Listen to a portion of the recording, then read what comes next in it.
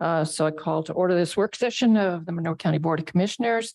Again, it's June the 14th, and Commissioner Thomas is joining us virtually, and Commissioner Jones and I are here in the Nat U Hill room. So I believe the first item on the agenda is Mr. Schilling. Good morning.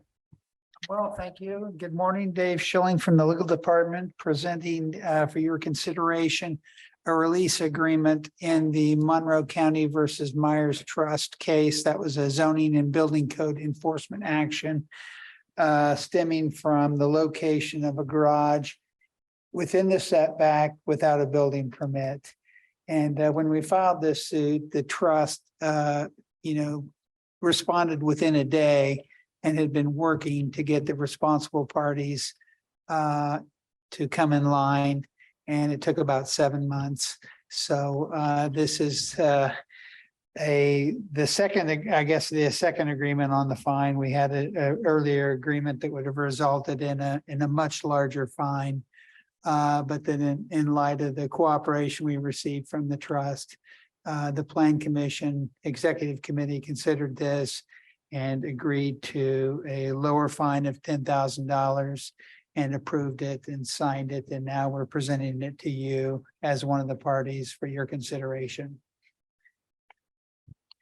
Mr. Jones, any comments or questions? Sounds very reasonable to me. Commissioner Thomas.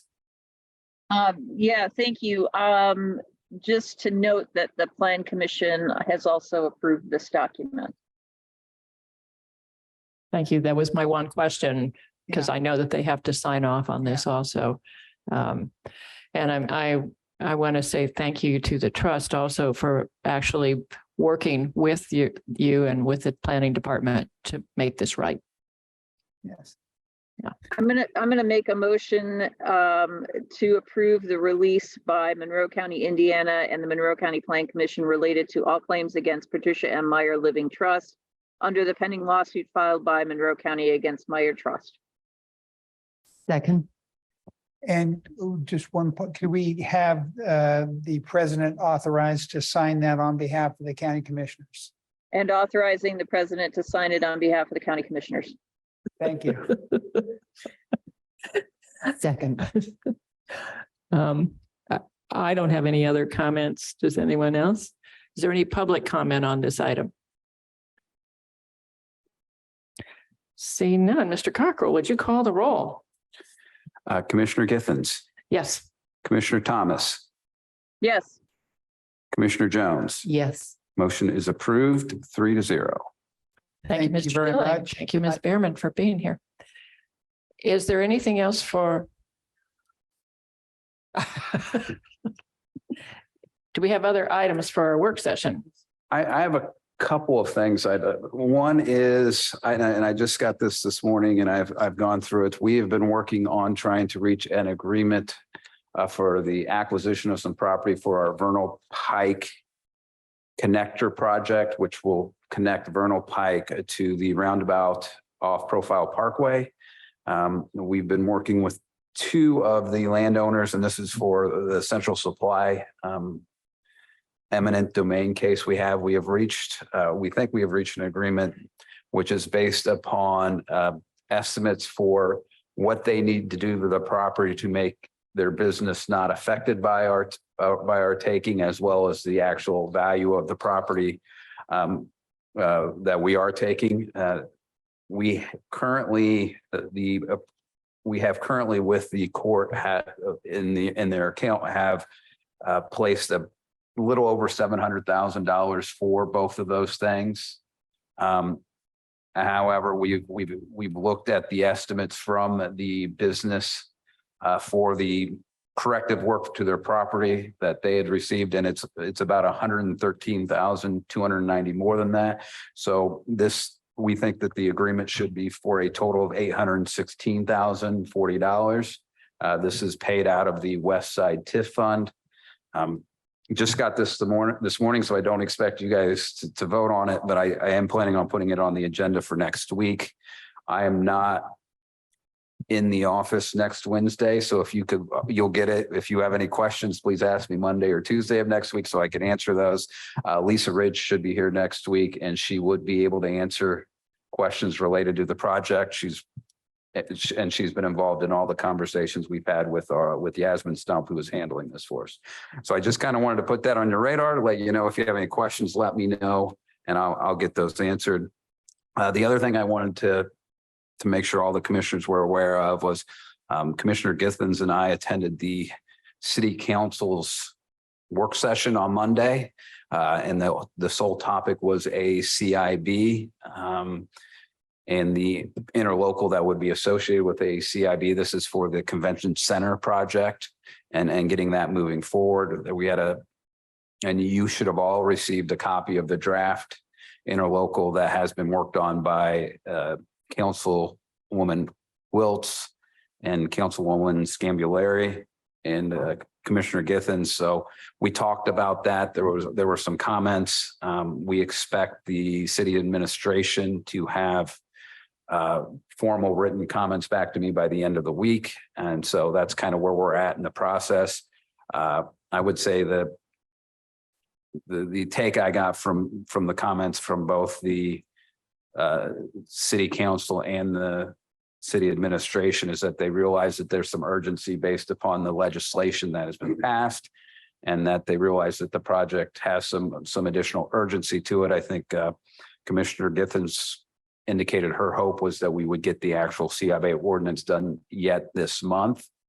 And then with the thought that we could work out all the interlocal details over the course of the next few months so that, you know, that group could be appointed and then begin work with that interlocal being done. I would say from my point of view, I did not see any red flags.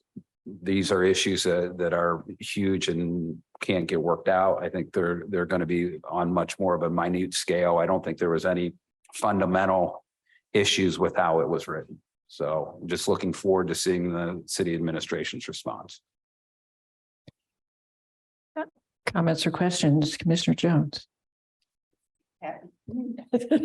I'll just be happy to see this come to culmination. Commissioner Thomas? I just want to thank everybody for their work on this. I think there are still a few issues that remain, and I'm hopeful that we can move past that and get this done sooner rather than later. Thank you. Well, and it's been my hope that once we appoint the members to the Capital Improvement Board, that they will take over some of the things that were discussed in the past in terms of how large the expansion should be, where things should be located, all those kinds of things. And part of what we're hoping to have in there also is that the city and the county would pledge some of the property that we currently own, and the CIB would then make a determination as to which of those properties would be used for the convention center expansion. Since Monday, and talking with different people in the community, especially like with chamber folks, they're very excited about this, and I'm pleased that we can finally get this moving forward again. And I would just say that the current draft of the interlocal has the CIB going to the city and the county and saying, hey, here are the parcels that we think we need in order to accomplish this. And that's kind of the mechanism. They're not formally pledged in that. And that was some of the conversation we had on Monday is the county going to pledge certain properties? And my response to that is, look, we know what the previous study had said. And so I think to the extent that the property was going to be utilized as part of the previous, I think everybody's aware of that and are ready to go. If there's proper beyond that, then they need to let us know and maybe give a little explanation of, hey, here's why we think it's important to move forward. But I think the core of the expansion, I think, which for the county's perspective is the current facility and the area we own east of the east of the current facility are kind of what we anticipate them absolutely needing. And then there's some, the property west of the Beeline, is that going to be utilized? And the further south you go, how's that going to be utilized? I think pledging is not what's in the interlocal, which is what I was wanting to make Thank sure. you for the correction. Thank you. But again, I'm happy that we can finally move forward on this. We had, when the food and beverage tax was first passed by the council, it was my understanding that both the mayor and the city council agreed to cooperate on getting this expansion done. And so it feels good to, years later, get this moving forward. And we do have to have something to the legislature, I believe it's by December 1st, in terms of plans and showing that we are moving forward to be able to extend the food and beverage tax. So there is some urgency to this. Thank you, Mr. Cockrell. Is there anyone else who has anything for the work session? Ms. Behrman.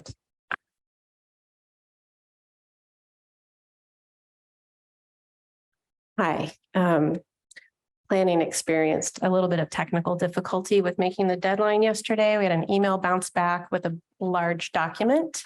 I did send you all a link this morning at 8:30 through email with this packet, but it's a rather complex outline plan amendment to the Fieldstone Wiley Farm PUD. And I would like to kind of introduce this to you. I wouldn't be surprised if you would ask this to come back to a second work session. So I mostly would like to ask if you'd want to hear an introduction of it today, or if you want me to wait because it did not officially make the work session agenda packet. I don't have an opinion on this either way. Commissioner Thomas. Yeah, I think an introduction would be useful today. I think just to be fair to the public, if you can get it on our work session agenda next week, the public can read the packet in advance as well. And then we'll also have an opportunity to have time to digest a lot of information since we didn't get it in time either. And then we can talk about getting it on our regular agenda. That sounds good. So I would like to share screen.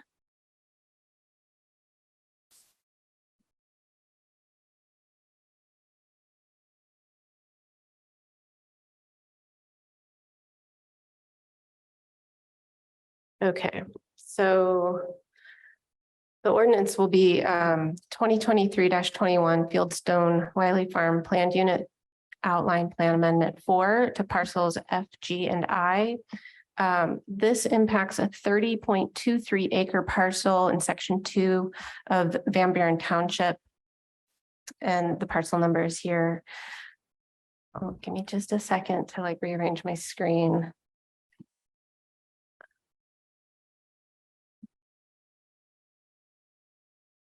Okay, so I'm going to kind of flip through the packet just a little bit to get you familiar with it.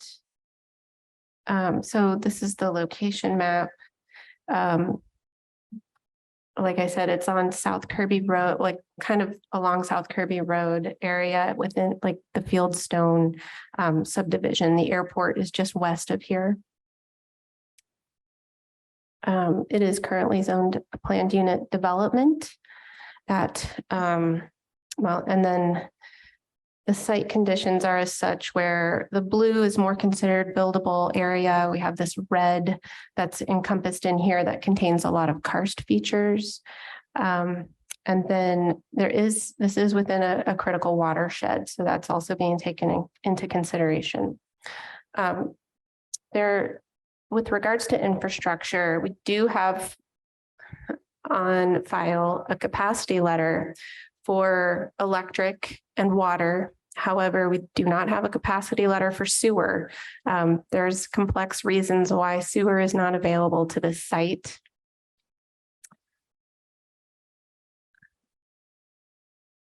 Then let me jump. Kind of wait for the bells. Okay. This is Exhibit 6, which is the original Fieldstone Wiley Farm PUD ordinance. So this was created in 1994 under the city of Bloomington. So we have inherited this document, and we can authorize things that are in it. And the petitioner is asking to change a few things. A few things to note is it's a large packet, so I'm kind of not wanting to scroll a whole lot. But there is a road design that was kind of incorporated into this PUD. There are density allowances for the various tracks throughout this petition site. And we're kind of dealing with a bit of a fuzzy document at times. So this is one of the items that came into play with regards to how a road network would kind of run through this area. And we did some geoprocessing to kind of do some analysis on this.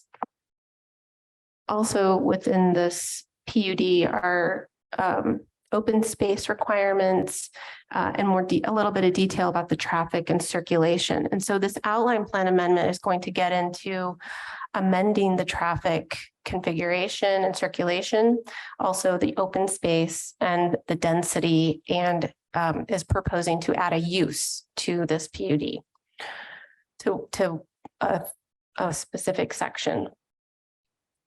So let's see. So the petitioner submitted a letter kind of describing what this is Exhibit 1. So they're kind of mostly interested in adding a use to the property, most specifically, I believe Tract F, to add convenience storage. Convenience storage is a commercial use. It does not require a connection to sewer. This would be in addition to a very small section, I shouldn't say small, 3.34 acres, to an area that by right was allowed to have multifamily residential. Currently, the site cannot develop as multifamily residential due to the sewer complexities of the area.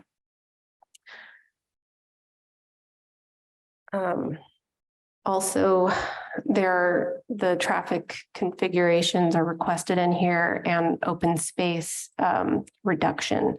The reason for the open space reduction is it will allow for the road connectivity to avoid karst features, which I'll get into in a moment here. Let me go to page 5. So the drainage board, I think this went twice. Briefly, it was introduced early on, and then April 5th, the drainage board saw this petition because it's in a critical watershed, because there are karst features, and it has the potential to develop quite a bit currently with a large multifamily project. They wanted to add some conditions to this project, and I can mention those a little bit later on, but just know that the MS4 coordinator and drainage board have reviewed this outline plan amendment. On page 51, we have an exhibit, which is from Hydrogeology Incorporated. This is a karst report, a geotechnical report that's, I think it's like 30 some pages long. And page 62 of this, I'll just sort of highlight a couple of items out of it. So they did locate a lot of karst features that are within this parcel. And they also, I think it was up above, identified, this area of this paleo limestone that seems to be susceptible to karst features and such. And so, the MS4 coordinator and drainage board were able to review this document when they were making their recommendations.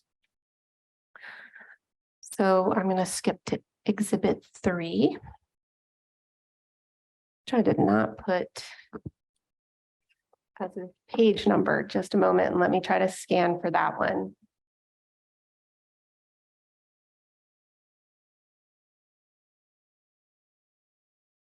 I thought I was organized, but I skipped this.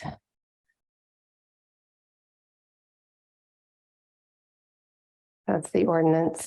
Okay. So here is kind of what has been evolving as it has proceeded through these meetings. This portion up here is about 3.34 acres. And the original proposal was to add convenience storage to this parcel, which is really slated for multifamily residential use. And we are also, that the petitioner is also showing some of this road configuration and connectivity points that avoid a lot of the karst features that have been overlaid onto this as a result of the hydrogeological incorporated report. Also grayed out here are slopes that are greater than 15%, which planning considers not buildable. So they've been trying to work with the comments that they've received throughout these meetings to come up with this kind of a plan. Down here on the south part of the parcel, this would be single family residential. And again, these are more smaller sized single family residential lots. And these are all within parcels F, G, and I of that original ordinance. So let me jump to, let's see. Another part of the ordinance or this packet. So currently, I think this is good to highlight, currently permitted on tracts F, G, and I. And F is the most northern portion where they're wanting to do convenience storage. Tract G is in the middle and I is that southern part. Currently, if sewer were available, someone could come in and put 184 multifamily units. Tract G could have 56 units and tract I 42 units. The developer was, we realized that with adding convenience storage to this petition or to this PUD, you would be taking away that option of having some housing. So they went through and recalculated density at the request of, I think it was the Plan Review Committee, and came up with these proposed densities. And then we asked them to demonstrate that, which was the site plan you saw just recently. So that's, should sewer become available and this outline plan adopted, that would be the density that you would see for that area rather than what is currently permitted, which is significantly higher. Let's see. We did have, as a part of a requirement for submitting an outline plan amendment, you are required to reach out to any HOA within the area and notify them of the changes that are happening. And so the petitioner did hold a meeting June 18th with a neighborhood association for Fieldstone Community Association. I don't think it was well advertised. They also missed another HOA that was within there. So there was a second meeting in Exhibit 5 that was held May the 3rd. And they list a few people that did attend this meeting as well. What you don't see in the Plan Commission staff report is any remonstrance. This is the only public thing that you're going to see. However, at the Plan Commission, we did show 2 letters of remonstrance. One of those was from the airport, because this is fairly close to the airport sensitivity noise zone, but not within it. And then I will say that there were, I think, about 4 or 5 members from the public that came out and spoke against it. One of those was Fieldstone HOA president. And though planning staff has not seen it, they did make mention that they had a petition signed by about 200 people against adding convenience storage to this site. So hopefully when this does come to a formal session, we will see and hear from the public about the use that's being proposed. And maybe see that petition as well, because we haven't seen that yet. But I thought it was worth mentioning here. The Plan Commission heard this formally on March 21st, and then we paused so that we could have that additional HOA meeting and get the feedback from the public through that. And then heard it again on May 16th. And so that was a bit of a long meeting that Julie might recall. So this is the certification, and staff planning staff has supported some of the petitioner's request, but not all of it. And so we had broken it up into 3 different parts, and we had 3 separate votes on these parts. And so for what we called petition PUO-22-2 outline plan amendment, the Plan Commission made a positive recommendation to approve the reconfiguration of the proposed road and the removal of part of the buffer yard open space of the Fieldstone Wiley Farm PUD. And this was with 5 conditions that are spelled out here. One was to have an alternative connection to bedrock that avoids the sinkhole conservancy area. One was to revise and the proposed impervious cover percentages to discount the road for residential areas. It was subject to the drainage board comments and compliance with the stormwater drainage ordinance. The petitioner was supposed to propose language regarding the timing and extent of the road network build out in coordination with timing of the proposed future residential development. So we would expect to see that in the final draft of this ordinance. Should these amendments be approved, we would ask them to rewrite the ordinance and incorporate these items. And then the petitioner to amend roadway design to require cul-de-sacs instead of stubs at the streets, because we never know if these roads are going to continue on or not. So a cul-de-sac makes it easier for fire, delivery trucks, things like that to turn around. We prefer not to see stubs in planning. So that was something that was supported with those conditions. Then we had a series of failed motions. We had, after a lot of feedback and discussion with the applicant and hearing from the public, there were motions to approve, motions to deny, to send positive and negative recommendations. In this instance, the Plan Commission made no recommendation to amend the housing densities of tracts F, G, and I of the Fieldstone Farm. So if you think back to that table where I showed what's currently allowed for density versus what's proposed, there's no recommendation as to which way that would go. Then they also made no recommendation to add convenient storage as a permitted use to the 3.4 acres of tract F of the Fieldstone Wiley Farm PUD. And I think how this really kind of came into play was like, if they couldn't get the convenient storage, then they still wanted to have that opportunity in the future to have those higher densities for residential. And so it was kind of if we can't get it, then we want to not have that decreased residential density. So where I get into a bit of a conundrum, and I spoke with Dave Schilling yesterday. This is maybe the first petition that I've brought to you that I don't have a draft ordinance before you to review. Reason being is that I didn't know which way you will want to go with this. I could draft it as such that it really reflects only the positive thing that came through, and we could, draft it that way, or there could be a second alternative draft that could incorporate convenient storage with that residential density, or there could be a third option of yes to the roads, no to the, or yes to adding the convenient or not adding convenient storage, but still having that reduced density. So this is why I wanted to get this in front of you, to kind of give you a chance to read through this packet and maybe come back for a second work session so that I would know how to draft an ordinance to bring before you. I don't know if Dave Schilling has anything to add with regards to like an ordinance coming before you and if that can be drafted during the meeting or after you hear from the public. But yeah, it's an interesting scenario here with having no recommendation from the Plan Commission. What kind of questions do you have? Commissioner Jones.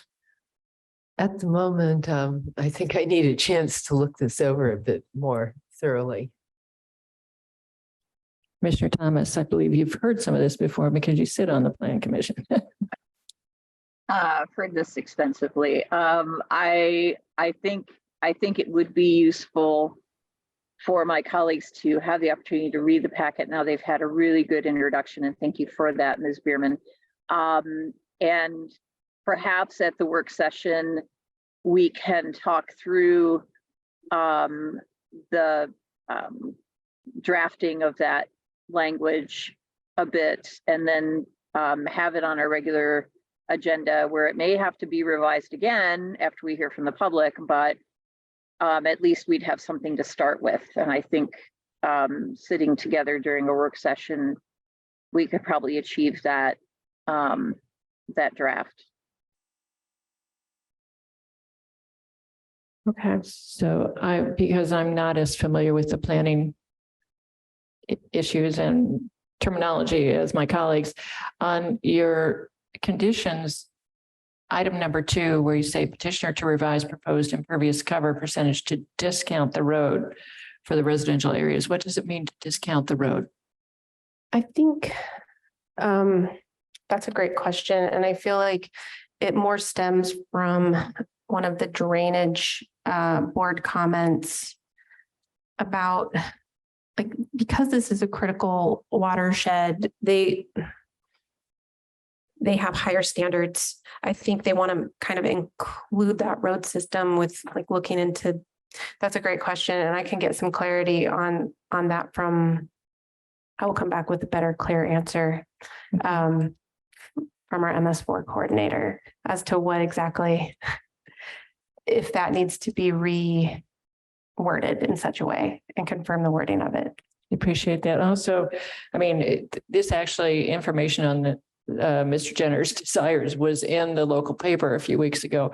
And what I didn't understand from what you presented today was whether or not sections G and I also do not have sewer, or if they do have sewer hookup. Currently, sewer is not being expanded for residential purposes into the county. Unless it's near the Ellettsville area or someone is creating their own system. Thank you.